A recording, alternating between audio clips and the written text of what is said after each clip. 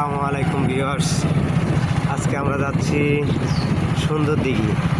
তো কালীগঞ্জ থেকে bypass road হয়ে যাইতে হয় মোটামুটি 1 কিলো। তো কথা হচ্ছে যে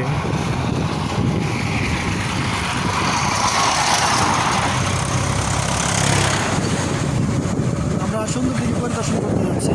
সেই দিঘিটি আমাদের দিঘির নামকরণ দিয়ে আমাদের ইনারে নাম করা হয়েছে। সেই দিঘিটি আমরা পরিদর্শন করতে যাচ্ছি।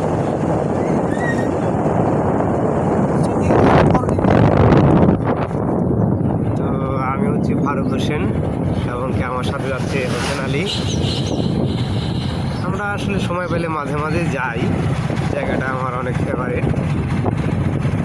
তো আর কি একটু গেলেই আমাদের সেই কাঙ্ক্ষিত জায়গাটায় পৌঁছে যাব। আপনারা এলাকার হয়তো সবাই আসছেন এখানে। জায়গাটা অনেক পরিবেশ একদম শান্ত পরিবেশ, তেমন লোক সংখ্যা নাই এবং কি একদম ঠান্ডা আবহাওয়া। যদিও আপনারা চাইলে আসতে পারেন, লোকেশনটা আমি দিয়ে দিব। এই তো আমাদের শিপের হাটের রোডটা হয়ে এখানে আপনার পাশেই যাইতে হয়। আসলে বাইক চালাচ্ছি দুইজনে, খুবই রিস্ক। আমার মামা পিক আপ টানতেছে আর এমনকি আমি ক্লাস ধরে আছি। জিনিসটা অনেক কঠিন অবশ্য, যদিও এখানে অনেকেই আসে। শিক্ষিত জায়গা, এখানে একটা অনেক বড় বট গাছ, পাশেই ছোট ছোট 2টা মন্দির আছে। আর এই তো সেই দিঘি, একদম চারপাশে ধান লাগানো। এখানে কয়েকজন আসছে ঘুরতে এবং এখানে মাঝে মাঝে আসে মানুষ ছবি উঠাইতে। আমরাও চলে আসলাম। জায়গাটা অনেক বড়, যদিও এটা পুরোটা মামা, এটা পুরোটা ঘুরলে কয় কিলোমিটার হবে? তাও পুরোটা ঘুরলে 3 কিলো। 3 কিলো হবে না? সামনে মোটামুটি 3 কিলো হবে। 3 কিলো প্লাস হবে। এই হচ্ছে ফারুক মামা। এটা হচ্ছে ফারুক মামা। আমরা দুজন আসি, প্রায় এখানে সময় পেলে চলে আসি। আর এই হচ্ছে আমাদের মামা, এই যে নৌকা দেখছেন? নৌকা, হ্যাঁ, ওই যে পাশে নৌকা দেখা যাচ্ছে। ভালো লাগে। এই যে নৌকা, এই যে কিছু হাঁস আছে। আর এই হচ্ছে আমাদের টিকি। এই টিকির নামকরণ করেই কিন্তু আমাদের ইউনিয়নের নাম করা হয়েছে, সুন্দর দিঘি ইউনিয়ন।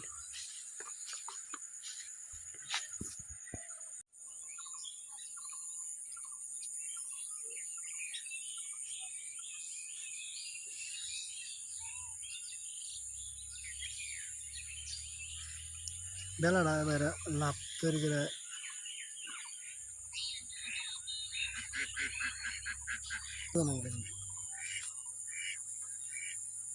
এভাবে করে।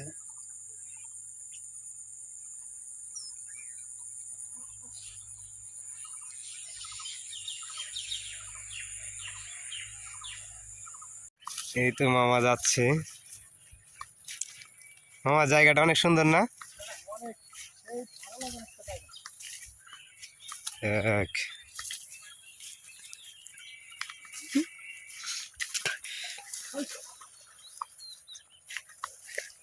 হাঁসগুলাকে তাড়াই দিলেন।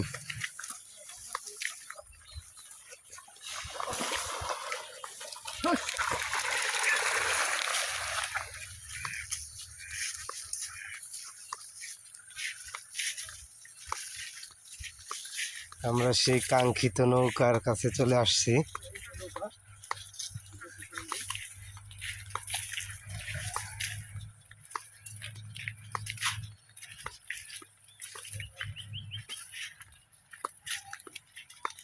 এই সেই নৌকা।